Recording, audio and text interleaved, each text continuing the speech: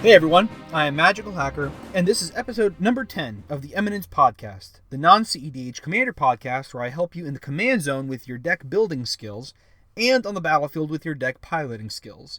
This podcast is brought to you by Jeff Mobley and the rest of my patrons at patreon.com/magicalhacker. Today's topic is the question, should the mulligan rules of Magic be changed? There's a lot of things to talk about here, so let's just jump right into it. Is the current mulligan system good or bad? And honestly, I would say I classify it as good. The current mulligan system is pretty great. It's certainly very much improved over the previous mulligans. There's lots of pros and cons. If you haven't really been aware of what the previous mulligan rules are, I'd like to take a quick second to go through those because they're certainly very interesting. I wasn't actually aware of what the very first mulligan was, and it's pretty crazy that at one point the way you played Magic was you drew 7 cards and that was it. You had to keep those 7 cards. The only time you could send them away is if you revealed them and your hand either had all lands or no lands, and you could only do that once. So if you drew 7 cards, and the first time you drew 7 cards in a game, you found 7 lands or 7 non-lands, you could then show your opponent, hey, look at my starting hand, shuffle it away, and get 7 cards. And whatever those 7 cards were that time, you had to keep it. To me, that's kind of crazy that this was at one point how Magic was played. Certainly, there's a lot of problems with this, and it has to do with the number of non-games, which is referring to the number of games that you play where because of your starting hand, the way that you're starting off, you're already starting off from a position of mana flood or mana drought. And those are the two terms that I use to refer to having too many lands, not enough non-lands for the former, and then too many non-lands, not enough lands for the latter. So mana flood is too many lands, not enough non-lands. Mana drought, too many non-lands, not enough lands. That's the idea. So those two things are both things that can make it so you're not even involved in a game. And so you're really just watching your opponent play, and you're not able to do things either because you don't have enough spells, you're not casting anything because you don't have anything to cast, versus not enough lands to cast the spells you would like to cast. And so both of those are really bad, bad things that can happen. So that was the original mulligan. Pretty much no mulligan. So then they changed their mind. They said, we've got to add something. From the years 1997 all the way up until 2015, we had what was called the Paris Mulligan. So you started off with 7 cards.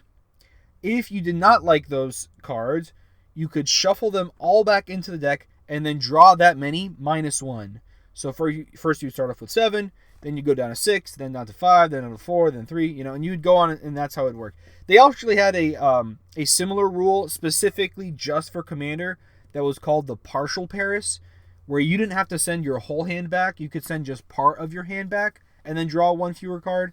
But the problem with that one is it was really easy to find a combo that you wanted. So let's say I drew my 7 cards. I had only 1 combo piece, and I wanted the second one. I could send the other 6 cards back and then draw 5 cards and try to draw into my other combo piece in those 5 cards. And it turned out that was really easy to do with the Partial Paris, and that was a big negative to the Partial Paris. So when they ended up switching to the Vancouver Mulligan, Commander said, no more Partial Paris. We're going to just follow the official Mulligan rules. So the Vancouver Mulligan is the exact same as the Paris Mulligan, except after you decided which hand to keep, you got to scry 1 card. So if you kept a hand, you're like, man, I need to just find 1 land. After you kept it, you could look at the top card. If it was a land, you could keep it and say, okay, good, I'm set. If it's not a land, you can put it to the bottom and say, hey, I'm going to get that land 1 turn sooner than I would have otherwise. So that's where the Vancouver Mulligan. And then now the current Mulligan system that we have, called the London Mulligan, is more similar to the Paris Mulligan, but instead of drawing 1 fewer card each time, you still draw 7, you just end up putting cards back to get to that number. So the idea is you'd look at 7. If you don't like it, you put them back, draw a new 7. If you like it, you put 1 card back and you have those 6. If you don't like it, you put 7 cards back, go to the next 7. which if you kept that another hand, you would go to 5. So essentially each time you're adding one card from your hand into the deck more per hand, per time that you mulliganed. So first hand, you keep 7. Second hand, draw 7, put 1 back. Third hand, draw 7, put 2 back. And then draw 7, put 3 back. And so it keeps going like that. And that's the London mulligan. So I was looking at this and I was thinking, these are all great. I like the London mulligan. It's a huge improvement versus each of the mulligans in the past. But I was thinking about the mulligan system, and even though I do like it and I don't think it needs to be changed, I asked myself the question, could it be improved? Could there be an improvement to it? And so I posted a tweet, and I said this, and I'm reading off the tweet here. By the way, if you want to find the link to the tweet, I've posted it down in the description. Whether you're listening on Spotify or you're watching on YouTube, you can find it down there. And the tweet says this: so I did the math and found a system that would improve Magic in 3 ways. Number 1, it slightly decreases how often the opening hand causes a non-game. Number 2, it makes starting off with a 2-card combo happen over 10% less often. And then number 3, it greatly speeds up the game startup time. Then I go into what my proposal is. And you'll find the original proposal. The only difference that I'm advocating for now compared to back then, actually, let me adjust that here. Let me just talk about what my proposal is. You would draw 12 cards and put 5 cards back. No mulligans allowed. And when I say put 5 cards back, originally I meant to shuffle those 5 cards back in. But instead, I think what would make a lot more sense is you put those 5 cards at the bottom of your library in a random order. So, you have those 12 cards. If you only have 3 lands, okay, great. You know which 3 lands you're going to keep. You just got to pick 4 non-lands out of the rest of the cards. And so that can be easy if you want to pick the things that are the lowest in CMC. That's easy to find. If there's a combo piece in there, you can maybe keep that one, whatever it may be. But because you don't get to look at multiple hands, you only ever get to look at 12 cards out of your deck, then that means any particular card that you're looking for, you'll only ever be able to find it about 1/8 of the time. Maybe 1/9 of the time, depending on how you do the math. Whereas in the current mulligan system, if I'm a commander player and I want to make sure I've got a Soul Ring or a Mana Crypt in my opening hand, it is so much more it's so much easier to find it. And that's according to the math that you can find there in that tweet, where I used a hypergeometric calculator to talk about how possible it is to find a Soul Ring or a Mana Crypt with our current system versus with this new system. And so with our current system, anytime any player wants to mulligan, then that means we have to wait for that player to shuffle a second time. Whereas with this suggestion, especially with the improvement that I'm leaning towards now, that's no longer the case. You'll only ever need to just shuffle the one time for each player. Each player shuffles once, and bam, the decks are ready to go. You draw your 12, put 5 at the bottom of your library in a random order, and you're done. You're ready to go. Does this actually work better than the current mulligan system? I do think so, and I'll tell you at least the 4 improvements that I can think of over the current mulligan system. So, 1, in the current mulligan system, you have to decide between a hand of cards that you know versus a hand of cards that you don't know yet. So you have to ask yourself, is the hand that I'm holding of 7 cards better than the next 7 that I could draw? And it is so tough to decide that, especially for a new player. How do I know if my hand that I have right now is worse or better than 7 cards at random? I don't know that. And so that's a big problem of the current mulligan system, where it's really tough to make a decision when one of the options is an unknown. You don't know what that is. And so by going to this system, that would be an improvement. You could make decisions based on cards that you know of. You don't have to use unknown cards as part of your decision-making, thought process. So that's the first improvement. Second improvement, in the current mulligan system, you have to make a decision. And then you have to make a decision again. And then you have to make a decision again. And so there's multiple decisions that you have to make versus just make one decision and then that's it. Now, it is true that the decision you have to make is a lot more complex. It's not, do I keep or do I mulligan, right? There's only 2 options versus I have 12 cards. Pick 5 cards I've got to put back. That's certainly a more complicated question. But with the fact that there's no unknowns, then that allows players to get to the point where they learn how to mulligan or how to choose which cards they want so quickly that it becomes a much faster, much easier decision to make. So that's the second improvement. There's no more series of decisions. Instead, it's just one decision made at the beginning of the game. The third improvement that I think about is how long shuffling takes. Not only do you have to wait to make that decision each time, you also have to wait for each shuffle that you have to do. So in this current system, you just shuffle once and you're done.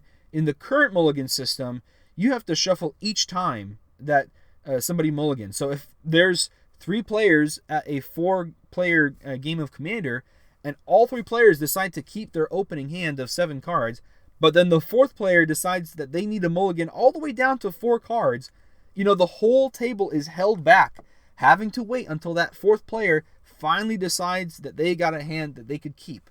So that takes a lot of time at the startup. Whereas with this one, maybe compared to 4 players all keeping their starting hand, it's not faster.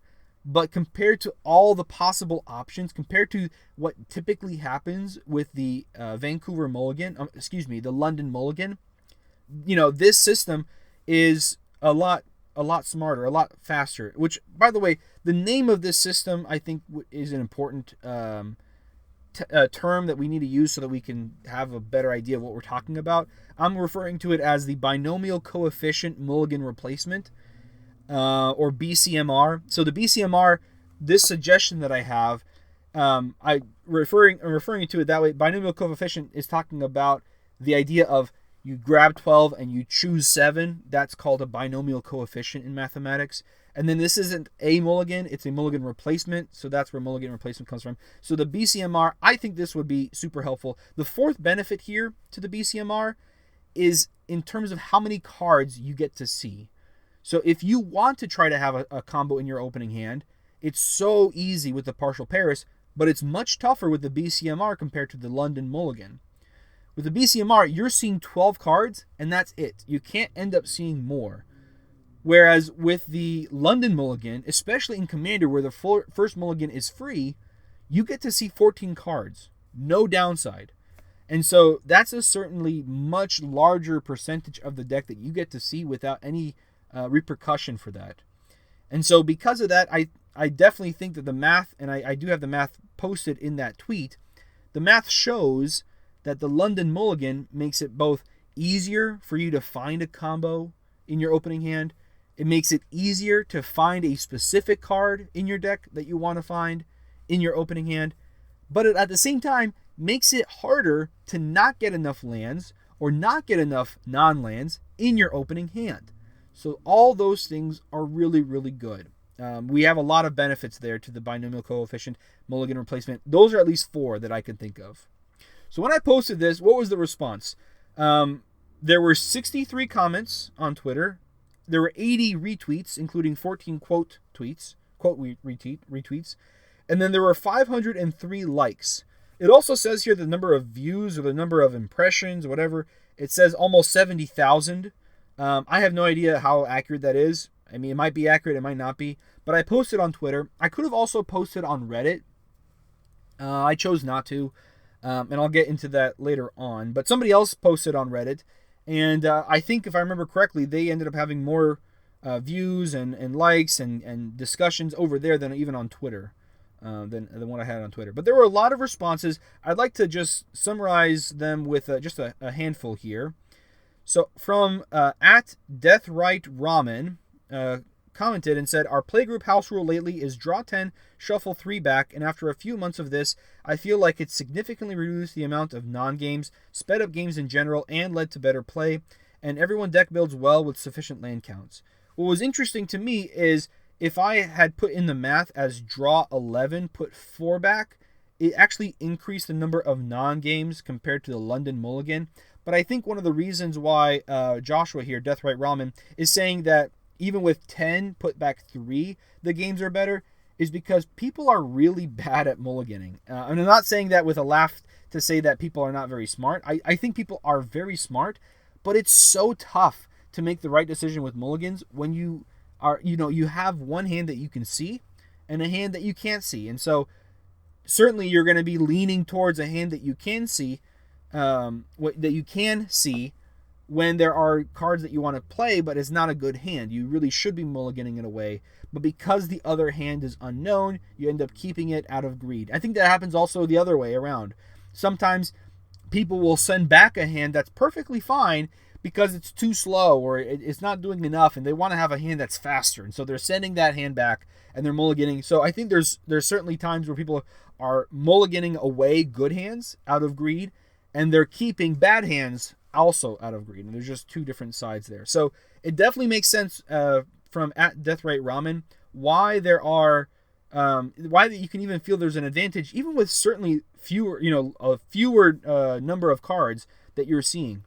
Drawing 10, shuffling away 3 mathematically shouldn't be producing fewer non-games than the current London Mulligan, but I responded it might be that the math here doesn't have the full story, that because people are so bad at mulliganing that even drawing 10, shuffling 3 back reduces non-games. Another response here, and this is more on the negative side, from at Pharmacist Judge responds, I think you underestimate the decision paralysis of staring at 7 plus X cards and putting X back. It's why Scry 1 are fast and Scry 2 takes forever. I certainly agree that immediately when this change happens, it's going to be tough. It's going to be very, very tough to know the right way to do it. Just how new players typically aren't as good at mulliganing as experienced players, even though there are plenty of experienced players who suffer in the realm of choosing which hands to keep, which hands to mulligan away. But I do think that this is a temporary result. I think people will get used to it. They'll know which cards to keep, which ones to put away.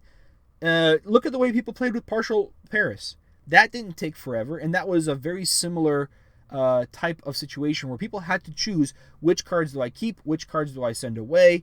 And Partial Paris just made it so much easier to sculpt the hand that you wanted that it was a big negative. And this system, the BCMR, doesn't have that downside that Partial Paris had. So did people have that problem with Partial Paris where the same issue would arise? Not really. So I don't think this fully understands the system or the reason why what the negatives would be. That this certainly wouldn't be one of the negatives. There are negatives to any change, but I don't think that would be one of them. At least not long term. Short term, sure. People have a harder time getting used to it. They don't know what to do in the beginning, but eventually they would learn what to do, and it would become very quick, very fast, just like how it was in the Partial Paris Mulligan.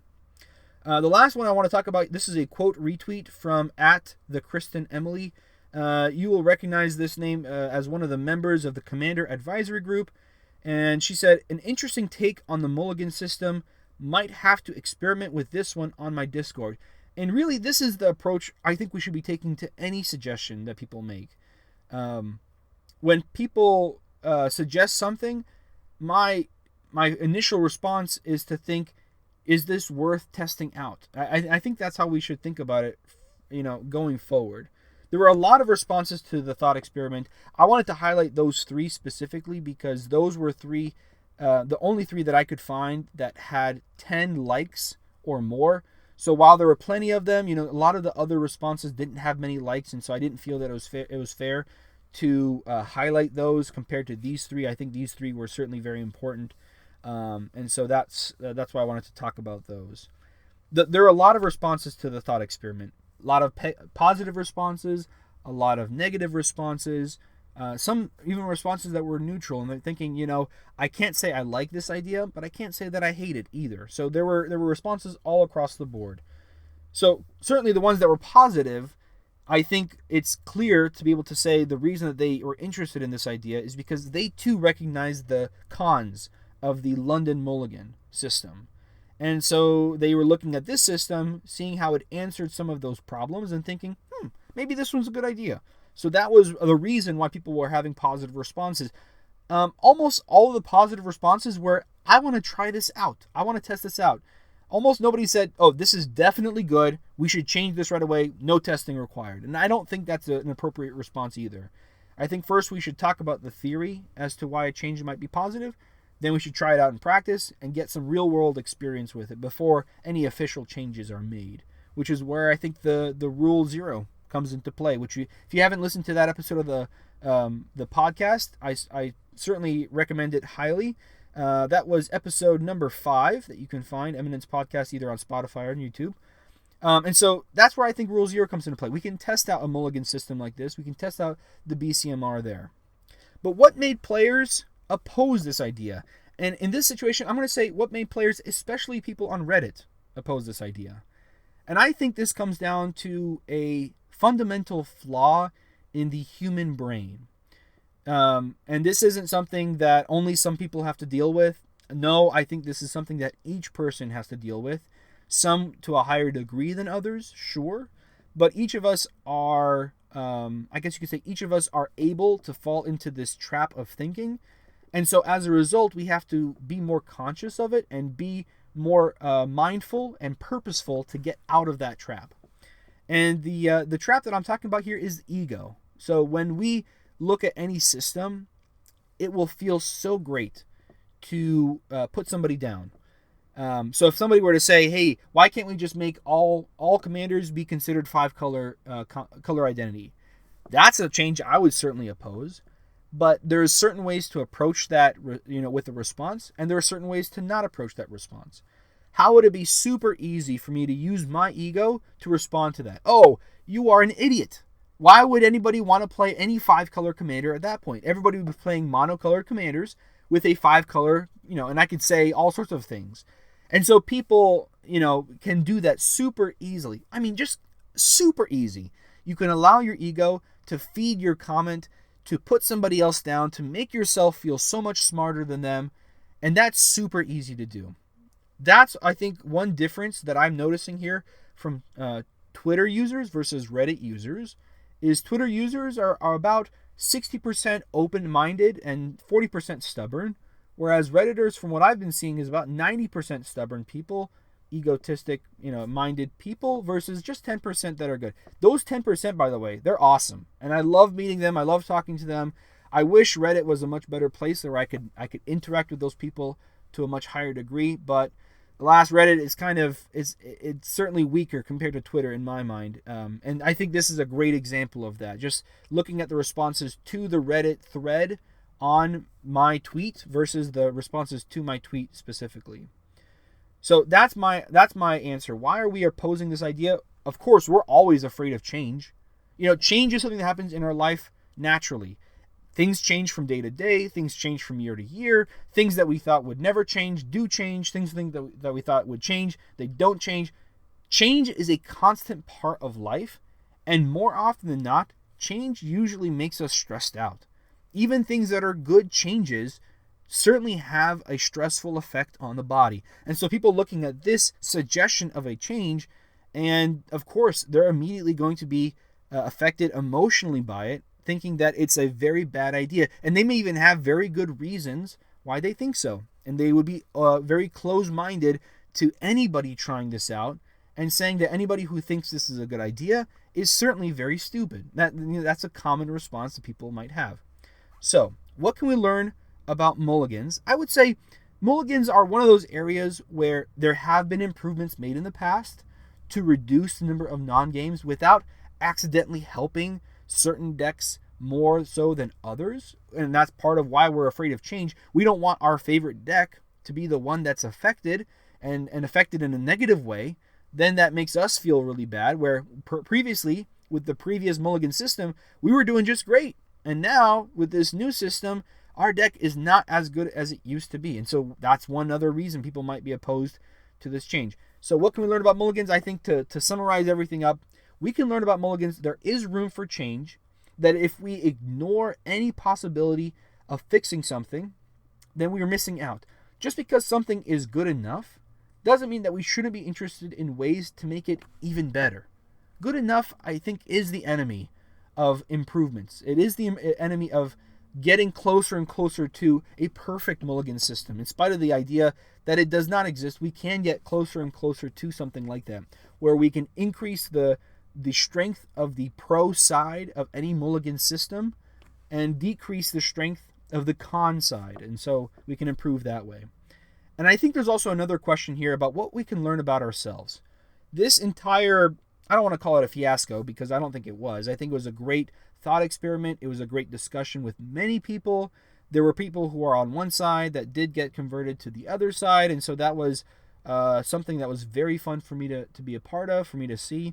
I was really humbled by the responses, that there were so many people that were interested in what I had to say, because sometimes it certainly feels like there's so many people talking about Magic that every voice gets kind of drowned out by the major voices. And so it was nice to be just a part of the voice at large for a little bit of time. And so we'll see how that all shakes out in the future.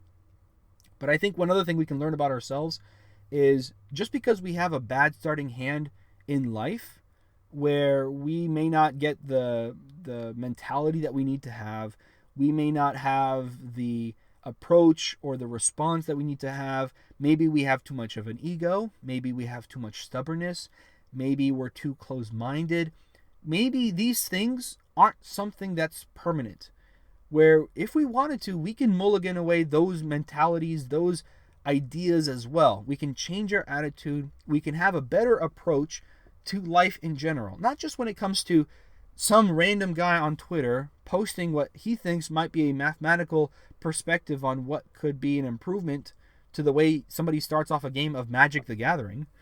But maybe there are things we can do to approach everybody in life with that mentality. Hey, I don't agree with you, but I do want to hear why you think that, because at the best case scenario, you teach me and I get better, I learn more, I get smarter. And in the worst case scenario, I'm more understanding of why I believe what I believe because of talking with you in respectful dialogue, talking about what you think, and I get to talk about what I think, and we come together and we maybe find some common ground. Maybe not, we part ways, agreeing to disagree, but at least we gave it a shot. So I think that's my opinion. I'm definitely interested to hear your thoughts as well. I want to know, do you agree with me? Do you disagree with me? What are your thoughts? Tell me why you think the way you do. Feel free to leave me a comment at youtube.com/magicalhackermtg or leave me a tweet at twitter.com/magical__hacker. If you want to pick the topic for an episode of the Eminence podcast, check out patreon.com/magicalhacker. In fact, the question for the next episode will be, is Phyrexian Arena always good, always bad, or only good in certain decks? Thank you again to Jeff Mobley. Thank you again to all of my patrons, and thank you for listening. Stay awesome, everybody.